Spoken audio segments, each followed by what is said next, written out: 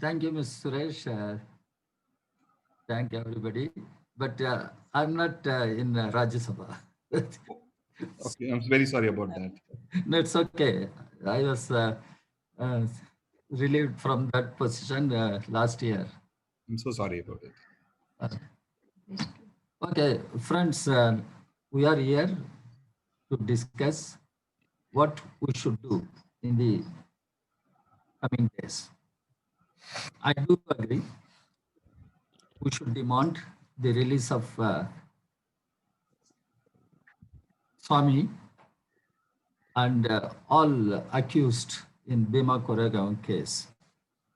I know Varavara Rao, I know Sudha Bardwaj, Shoma Sen, Ani Babu, Anand, Navlakar, all intellectuals. When that Bhima Koregaon case came up, how many thousands of Dalits were attacked? We should think over.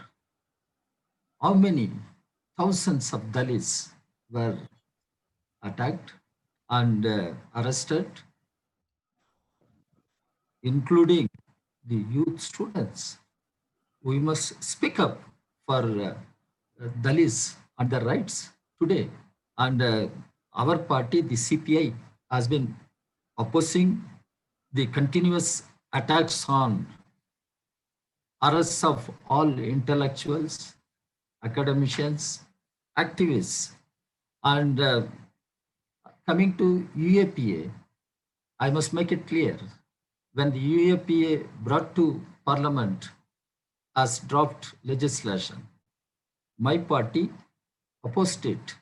And in fact, I spoke when the ruling classes were talking about left-wing extremism. I asked, what about right-wing extremism? You can accuse left-wing extremism. They are trying to topple the elected government, this, that. But what about right-wing extremism, which tries to redefine the entire Indian nationhood? And the right-wing extremism tries to replace the present constitution given to us by Dr. Ambedkar and galaxy of leaders. Right-wing extremism tries to convert the Democratic Republic of India into a theocratic state. What to do with this? How to fight this? This is what I raised in Parliament, and we continue to oppose UAPA. It is not the question of misuse of UAPA. It is the use of UAPA to target the activists and those who protect or fight for the rights of Dalits, tribal people in this country. And sedition, again, as a member of parliament, I moved a private member bill in Rajya Sabha, suggesting, proposing that Indian Penal Code should be amended to delete sedition. Now what is happening? Sedition charges are slapped against students. In 2016, what happened in JNU? And after that, what is happening in the country? And they're using sedition classes to attack the activists. In the same way, many laws are being used against activists and those political leaders. We represent political parties. Even we are being targeted, and there were charges and there are charges against us by this present government. So we should try to understand we have a larger fight, and the fight is against the present rule. BJP is in power, but it is controlled by RSS. I'll make it clear. RSS has an ideology. It is communal fascist ideology. RSS doesn't believe in the Indian constitution. RSS wants to convert India into a theocratic state. And that is the fight we need to take up. And of course, we will have to fight for the release of all these people, all these academicians. And here I would like to draw your attention. What about Dr. Sai Baba? Dr. Sai Baba is in Nagpur Central Jail. 95% disabled person. I know him personally. Perhaps you all must know Dr. Sai Baba. They are not giving him bail, and he is sick, and 95% disabled. He can't go to toilet on his own. What is happening in our country? Prisoners do have rights. Does this government respect the rights of the prisoners?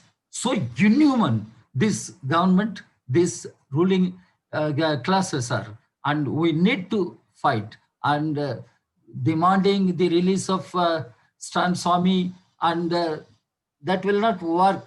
I am telling you, this government is not going to listen. I met the Home Minister on several occasions for the bail to Dr. Sai Baba, and what they told me, the charges are very grave. What are the charges against Mr. Sai Baba? Or all these Stan Swami and Sudha Bardwaj and all others? What are the charges? And this government, the present government, is such a ruthless government. It doesn't believe in democracy. It doesn't believe in the constitution of Dr. Ambedkar. Ambedkar was very emphatic, very clear. If at all Hindu Rashtra becomes a fact, it will be calamity for the nation. That is what we are witnessing. How we are going to save the nation from such a calamity.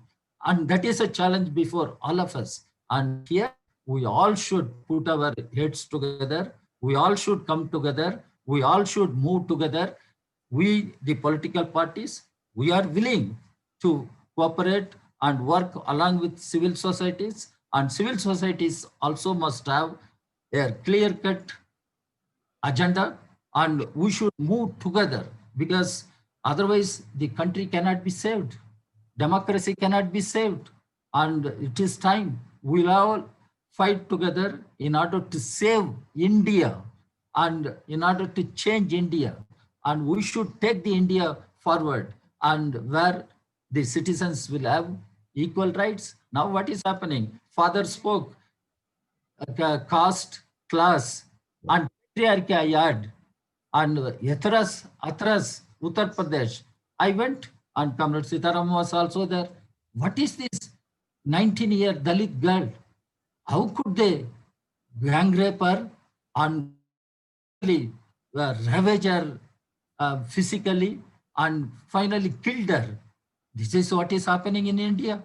Dalits are attacked, tribals are attacked, and the working people are under attack.